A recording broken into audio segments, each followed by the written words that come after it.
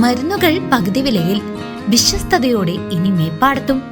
ചേലക്കര മേപ്പാടം സെന്ററിൽ ജനനന്മ മെഡിക്കൽസ് പ്രവർത്തനം തുടരുന്നു. ഉതുവടിക്കും പാഞ്ഞാളിനും പിന്നാലെ നന്മ മെഡിക്കൽ ഗ്രൂപ്പിന്റെ ഏറ്റവും മികച്ച സേവനങ്ങൾ ഇനി മേപ്പാടത്തുകാർക്കും സ്വന്തം. ബ്രാൻഡഡ് മരുന്നുകൾക്ക് 10% മുതൽ വിലക്കിഴിവും ജനറിക് മരുന്നുകൾക്ക് 50% ലാഭവും ഞങ്ങൾ ഉറപ്പു നൽകുന്നു. മരുന്നുകൾ ഓർഡർ ചെയ്യാൻ കുറിപ്പടികൾ വാട്സ്ആപ്പ് ചെയ്താൽ മതി.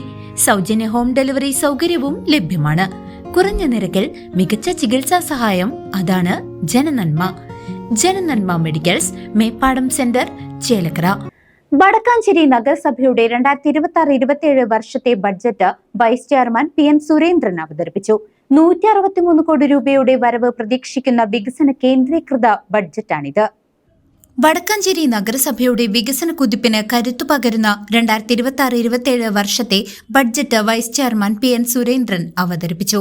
92,46,47,650 രൂപ വരവും ഉൾപ്പെടെ ആകെ 99,63,64,202 രൂപയിൽ 95,47,71,561 ചിലവും 4,15,92,641 രൂപ നീക്കിയിരിപ്പുമുള്ള 25-26 വർഷത്തെ പുതിയ ബഡ്ജറ്റും 4,15,92,641 രൂപ മുൻപാക്കിയും 158,96,70,121 രൂപ വരവും ഉൾപ്പെടെ 160,12,62,762 രൂപയിൽ 122,73,77,400 രൂപ ചിലവും കഴിച്ച് ബാക്കി പദ്ധതി വിഹിതത്തിൻ്റെ ചിലവ് ഉൾപ്പെടാതെ 7,36,43,291 രൂപ നീക്കിയിരിപ്പും പ്രതീക്ഷിക്കുന്ന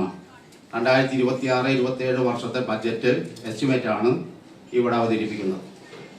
നവകേരളത്തിൻ്റെ സൃഷ്ടിക്കായി ഒരുമിക്കുന്ന സാഹചര്യത്തിൽ വടക്കാഞ്ചേരി നഗരസഭ മുൻ ഭരണസമിതിയിൽ കഴിഞ്ഞ വർഷങ്ങളിൽ നേടിയെടുത്ത വികസന പ്രവർത്തനങ്ങളുടെ തുടർച്ച എന്ന ലക്ഷ്യം മുൻനിർത്തിയാണ് ഈ ഭരണസമിതിയുടെ ആദ്യ ബഡ്ജറ്റ് ഇവിടെ അവതരിപ്പിക്കുന്നത്.